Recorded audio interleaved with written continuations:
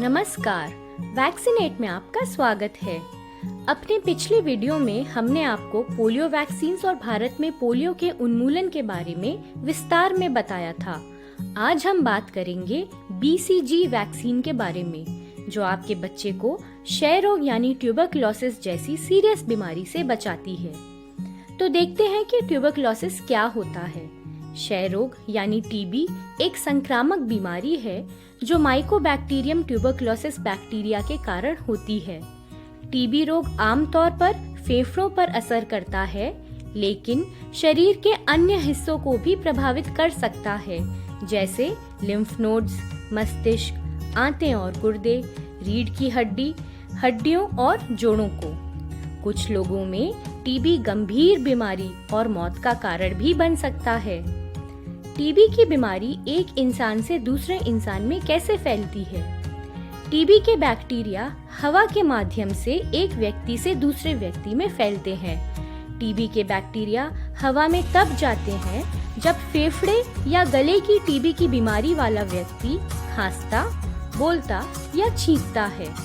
आसपास के लोग सांस लेने पर इन जीवाणुओं से संक्रमित हो सकते हैं। इसके अलावा कुछ केसेस में यदि मां को प्रेगनेंसी के दौरान टीबी हो जाए तो बच्चे में जन्मजात टीबी हो सकती है। टीबी रोग के लक्षण क्या होते हैं और क्या यह बच्चों में ज्यादा गंभीर होता है? सबसे पहले हम आपको बताना चाहेंगे कि टीबी संक्रमण यानी इन्फेक्शन और टीबी रोग यानी डिजीज दोनों में फर्क है। टीबी संक्रमण वाले अधिकांश लोगों को टीबी की बीमारी नहीं होती, क्योंकि इनकी इम्यूनिटी अच्छी होती है और इन लोगों में टीबी के जीवाणु रोग पैदा किए बिना जीवन भर निष्क्रिय रहते हैं। जो लोग टीबी से सिर्फ संक्रमित होते हैं, वे बीमार महसूस नहीं करते और टीबी के बैक्टीरिया को दूसरों तक फैलाते भी नहीं। लेकिन कुछ लोगों में, विशेष रूप से कमजोर इम्यून सिस्टम वाले लोगों में, गंभीर कुपोषण वाले बच्चों में, छोटे बच्चों में और खासकर कि अगर बच्चे को BCG का टीका ना लगा हो तो इन सब स्थितियों में टीबी के जीवाणु सक्रिय हो जाते हैं।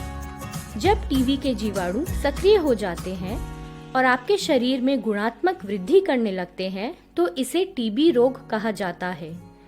टीबी रोग से ग्रसित लोग टीबी का बैक्टीरिया दूसरों में फैला सकते हैं, बीमार होते हैं और उनमें टीबी के लक्षण पाए जाते हैं, जैसे बुखार, खांसी, खासकर यदि 2 हफ्ते से ज्यादा रहे, थकान, भूख न लगना, अधिक वजन कम हो जाना या वजन ना बढ़ना, लिम्फ नोड्स में सूजन होना इत्यादि। अब बात करते हैं बच्चों की। 1 साल से कम उम्र वाले बच्चों में टीबी संक्रमण से टीबी रोग होने का खतरा लगभग 50% होता है और 1 से 5 साल की उम्र में लगभग 25%।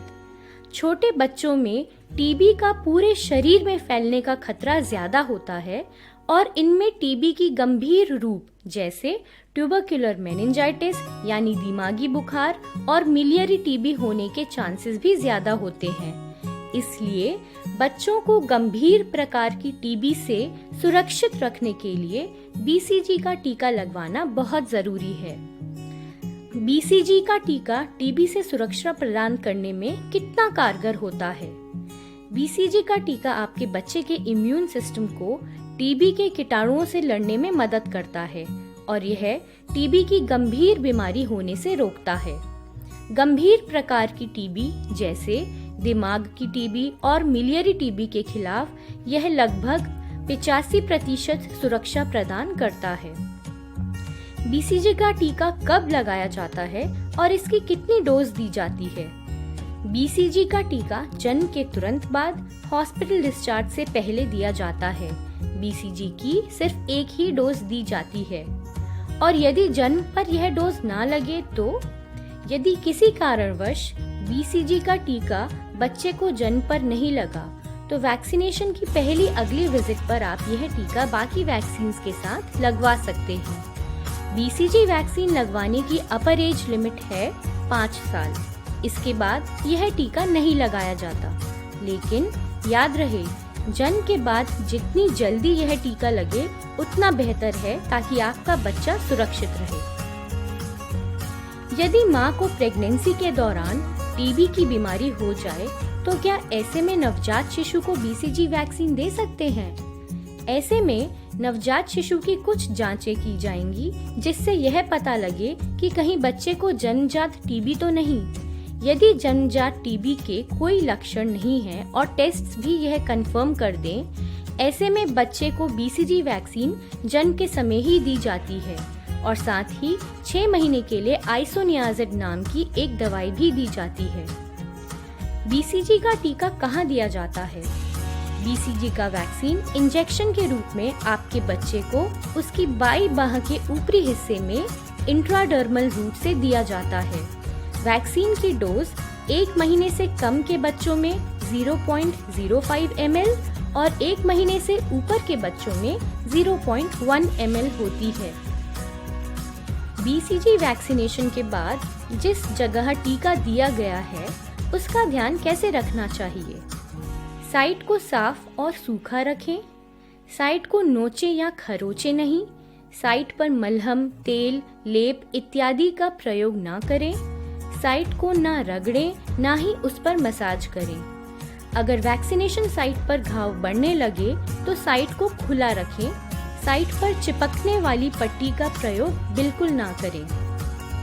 आज हम अपना वीडियो यहीं समाप्त करेंगे और अपने अगले वीडियो में हम आपको यह बताएंगे कि बीसीजी टीके के बाद नॉर्मल रिएक्शन क्या होता है।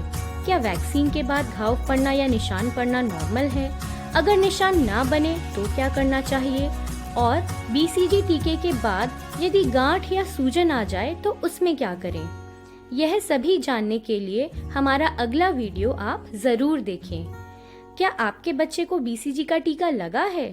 प्लीज हमें कमेंट्स में बताइए। यदि आपका कोई सवाल हो तो वो भी हमसे कमेंट्स में पूछें। हम अपने अगले वीडियो में आपके सभी सवालों का जवाब देने का प्रयास करेंगे। इसलिए हमारे साथ बने रहें, सुरक्षित रहें, स्वस्थ रहें।